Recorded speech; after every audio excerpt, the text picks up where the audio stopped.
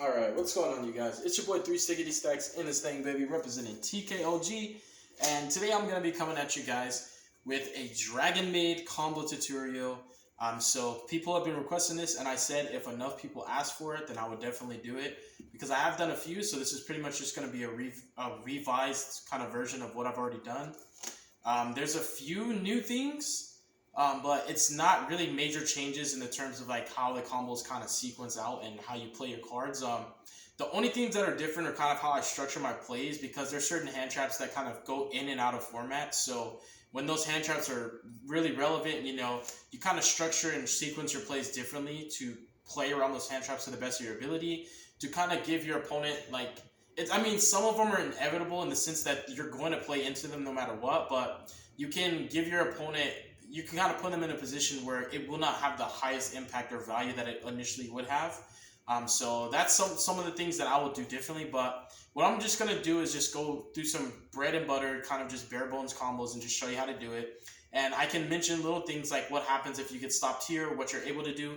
When it comes to 1 and 2 card combos, especially 1 card combos, if you get stopped, you typically can't do anything because it's literally 1 card. It's a 1-for-1 trade. If they hand trap that 1 card combo, it's not like you can keep going, So I'm going to start off with like a cool hand that I actually drew. I was doing test hands, and it was like right before I did this video, I was doing test hands, and I thought to myself, like, what happens if my opponent just like open Ash Imperm? Especially like if I don't have Gamma. And I was like, okay, well, let's just kind of play it out. And it was a hand that basically just like full combo through it. It was really, really cool. I'll show you guys some combo sequences and just kind of like what you can do, because there's a lot of options when it comes to playing this deck. You might struggle with decision anxiety, being that you have so many different ways to end your board, because the combos might start the same, but just you can structure your plays in a certain way to end your board differently every time with the same combo. So like a 1 card combo can have like 2 to 3 different inboards based on what you play in your extra deck and kind of what main deck bricks you want to play. You kind of got to allocate certain slots in your deck to play Garnet-esque cards if you want to like have different combo sequences, because there's a lot of just generic, I can say, there's like a lot of like generic extensions to your combos, like playing the Tempest, and you can play the Trishula Fusion, and being able to just like banish Tempest to like randomly just search Remus and go even further. So it's just like the cards you put in your main deck and the cards you put in your extra deck can make the same exact combo be totally different, if that makes sense. I don't want to overload you with information. I don't want to confuse you or throw you off. I want you to be able to retain the value and information that I give you in this video. So I'm going to try my best not to rush you throughout the combos. I'm going to try and go step by step so that you can understand. Just to help you guys out. I know this deck like the back of my hand, so this is just really just me sharing what I've learned in my experience of playing the deck. It's a really incredible deck. It's fine-tuned and tailored to just kind of beat a lot of the cards that normally combo decks like this would lose to. As I've mentioned in my deck profiles, this deck kind of plays around all the blowouts you can think of. It's very, very strong. So before we get into it, if you haven't done so already, please consider subscribing to my channel. If you are subscribed, click the notification bell. Make sure that if you like the video, leave a like. If you didn't like the video, leave a dislike. I totally understand. And if you want to support this channel even further, you can join my Discord, which is totally free, and it's a benefit for you, and it's a benefit for me. Or even just joining my Patreon. I have 3 different tiers. There's a $3, $10, and $15 tier.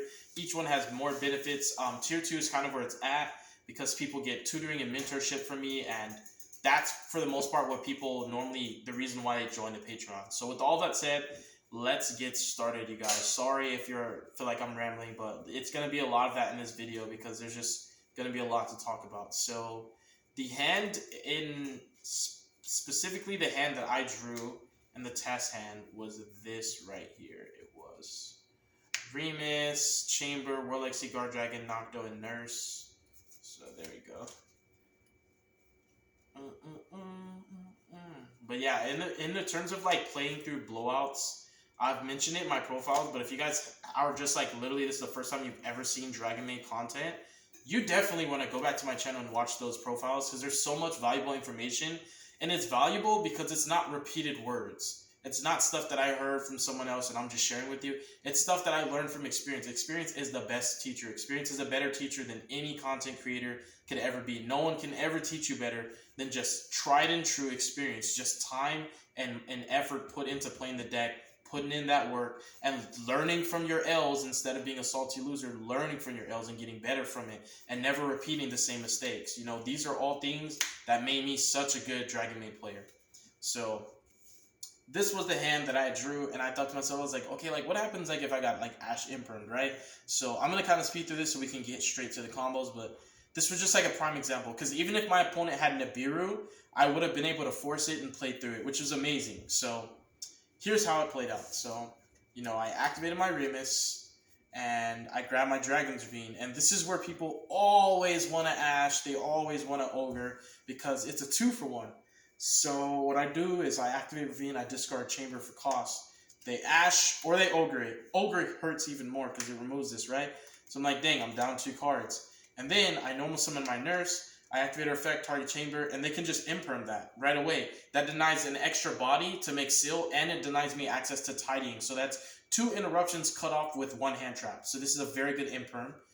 The next thing we're going to end up doing is we're going to link her off in a Striker.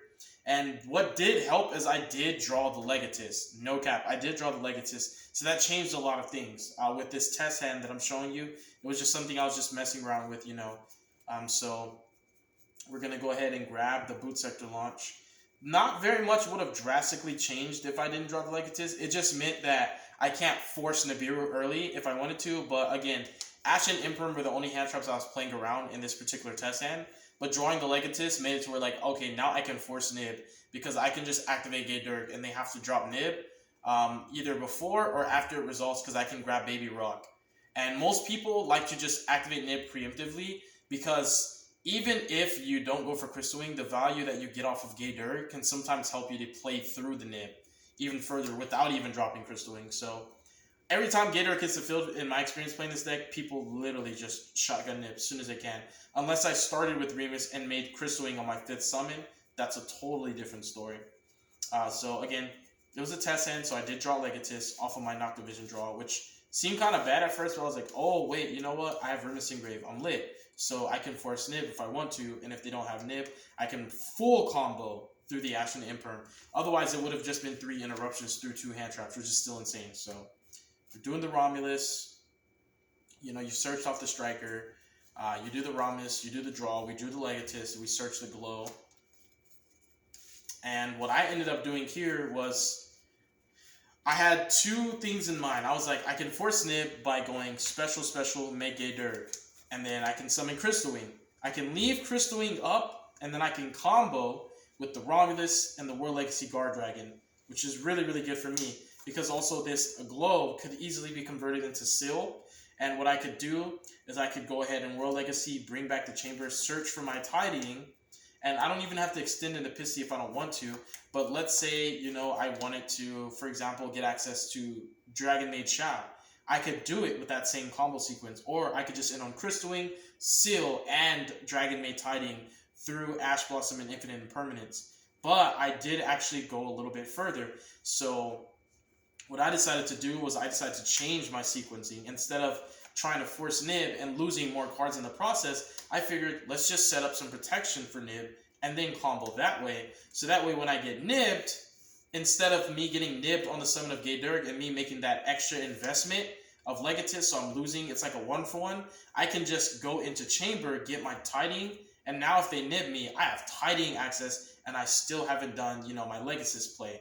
And I can also Dragoonity Glow to just get access to an extender if, you know, they nib me. So there's just different things that are going through my mind. Nib's not really being main deck very often, but it was just something. But again, you've essentially already comboed through Ash and Imperm very easily. And we could just call the Ash and Ogre if you really just want to add insult to injury. But let's say if it's Ash and Imperm, then the Ravine would still be up. And that does make a difference because if they Ash this versus Ogreing it and they nibbed me, I could summon Legatus because I control Ravine, which means I don't have to have a Dragoonity monster. So it lets you play through Nib even better.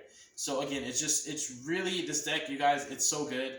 It's just so good. I just can't, like, I don't know if any of y'all are Marsha Ambrosius fans, but like the theme song for this deck is literally just so good.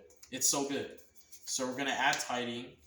The next thing that we're going to do is, like I said, they can nib me now or they can just hold it. It doesn't matter. It's going to accomplish the same thing. We're getting protection. So again, it was just Ash and Imperm that we were playing through. We're going to summon Seals. The next thing, I'm sorry, we were supposed to summon out the Legatus because I was playing through Ashen Imperm, but I actually reneged in the middle of this video. I decided, let's pretend it was Ogre Imperm. Ogre's even worse because it kills the Ravine. Just to show you guys that even if it wasn't Ashen, it was Ogre, I'd still be able to combo through it. So you would summon Legatus, what you said, Romulus, then link in the spheres. The next thing you'll do is activate Remus's graveyard effect, summon it, synchro off with that, and Legatus. We'd go into our Gator. This card is absolutely insane. Any Dragon deck that can play it should play it. If I was playing Dragon Link, I'd still play these cards. They're just that good. So what Gator's going to do is he's actually going to go ahead and add Parlor. That's one of the most important cards that we haven't seen yet. If you guys have not heard what I've talked about with this card allows you to play around Droll and Lockbird. It allows you to play around Winda. This card helps you to play better in the Flunder matchup. This card absolutely overperforms in so many scenarios where you would normally lose. Seal plays around Skill Drain. Dragonmaid Tiding and Downtime play around There Can Be Only One and other floodgates like that, you know. Even Downtime plays around Zombie Road, even though it's not popular, you know. It's just crazy that this deck has searchable outs. Remus plays around Nibiru. You can already play through low impact hand traps like they just don't even exist, as if they never happened. So the deck's just really, really strong.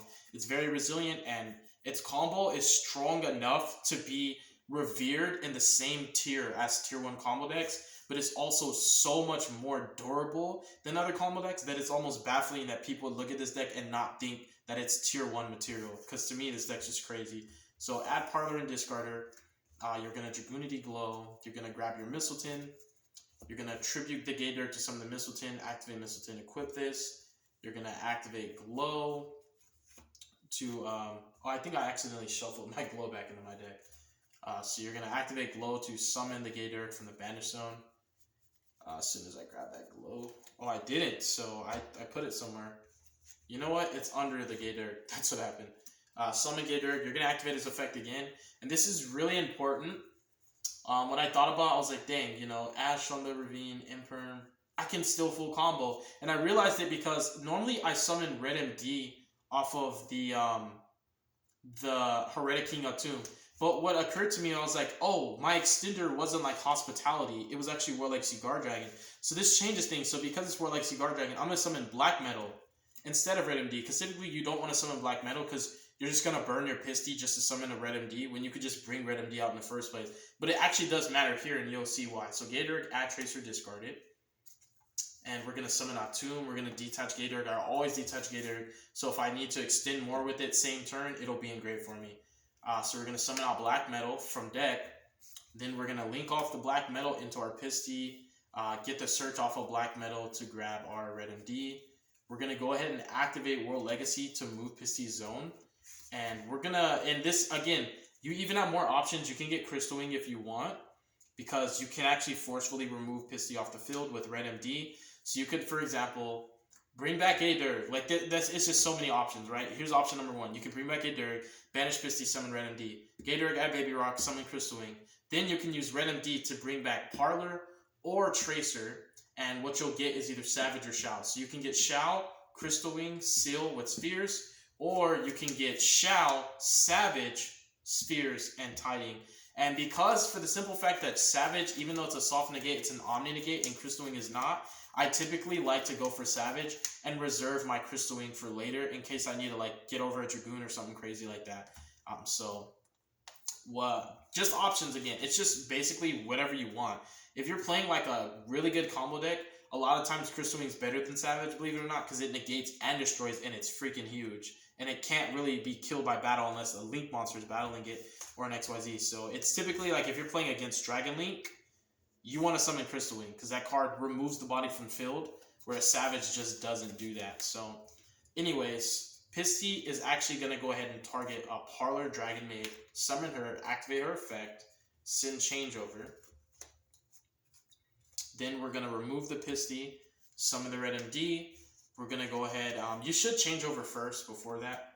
But we're going to go ahead and activate Red MD to bring back Tracer. And then we're just going to, change over with the Parlor and the Red MD. Combos with this deck are very long. My turns normally are minimum 7 minutes. And that's if I play fast. So it's actually longer than that. Tracer, Pauper Legacy, do your Savage. So you get, through Ghost Ogre and Infinite Impermanence, You get, and they're both well timed. Ogre on Ravine is absolutely correct in most circumstances. It's 100,000% correct.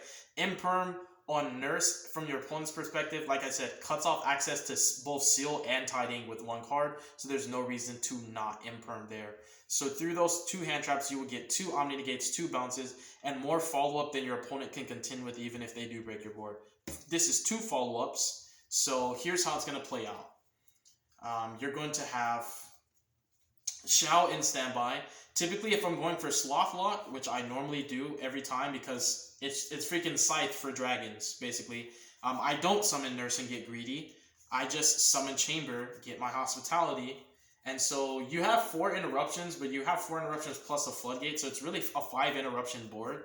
And this is normally your full combo board. So it just goes to show you can get hand trapped twice and end on the full board that you would make if you were playing Solitaire. As in, if your opponent didn't have a hand trap, this is the board you would end on anyways. So again, I can make statements that sound like they're exaggerated, and they're not.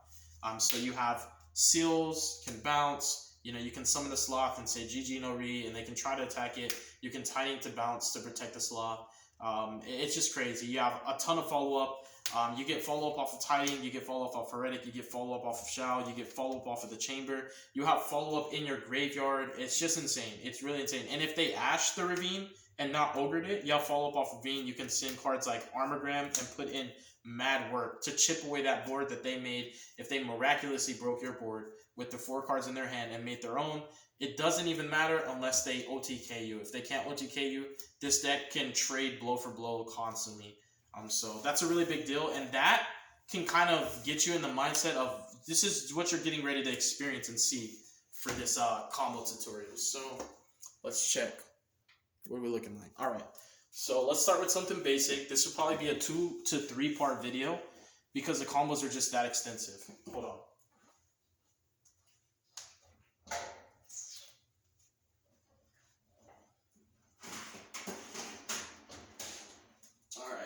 Sorry about that, you guys. I got something baking in the oven. Alright, so we'll start with a 1-card combo. This is the strongest 1-card combo that this deck has, is Remus. So we'll activate Remus. And I'm not going to go through every single possible option in the universe because I really want to get more than just one combo done. So you go Remus for Ravine, Ravine discard for cost, and you're going to add a Dragoonity. So if you do not want to add a Dragoonity, what Remus also is a 1-card Boarload Savage because you can discard Absolouter, add Tracer, and do it that way. So, but again, like I said, I don't want to go through every possible option, but I really need you guys to get this drilled into your head. This deck can do so many different things and has so many tricks up its sleeve that no combo has to be the same if you don't want it to be. It might start the same, but it'll never end the same because the resources that you get, that's what the 1- and 2-card combos do. They get you resources to work with, and when you fiddle with those resources, what you do with them is going to dictate your inboard. So you have choices to make. That's why I said, if you suffer from like decision anxiety, play a simpler deck so that it won't affect you and your performance in your duels. Because when you have too many choices to make, you can waste time just trying to debate on which one's better. You can lead into slow playing. It's just a lot. So this is not like an easy deck. This is an advanced deck. It's more advanced than a lot of combo decks that are out. It's like even more advanced than Drytron. So reveal like to summon. Remus summon itself. You're going to go into your Gay Durg. Gay Durg is going to go ahead and activate his effect. If you had another starter, we would get into that, but we're going to get into that next. So what Gay Durg is going to go ahead and do to make it a self-contained 1-card combo, Gay Durg is going to add Baby Rock, discard Baby Rock. Baby Rock is going to summon itself, and you're going to go ahead and go into a Romulus. Romulus is going to add you a copy of Glow. And Glow's just going to put in mad work for you. So I'm just going to go ahead and grab the cards I'm going to be fiddling with. So that way the process can be a lot quicker. And it'll just save everybody time, including me. So that way I can get more information for you guys in this video. Because if there was enough people that asked for this, for me to be like, okay, I'll do it for you guys. So what we're going to do is we're going to add Glow, activate it, grab Mistleton. These are all this part of the combo. Normally, you have to do these steps. You can skip them or play them in a different order based on the composition of your hand and what hand trap you feel like you're going to lose the hardest to. But again, I don't want to make it too advanced because some of the people watching this video literally haven't even played this deck yet. So again, I don't want to overload your brain with information I want you to retain everything that I'm saying to you. So, Mistleton equip Gayderg. Glow's gonna summon Gayderg. You can activate it as many times as you want. It's a soft once per turn.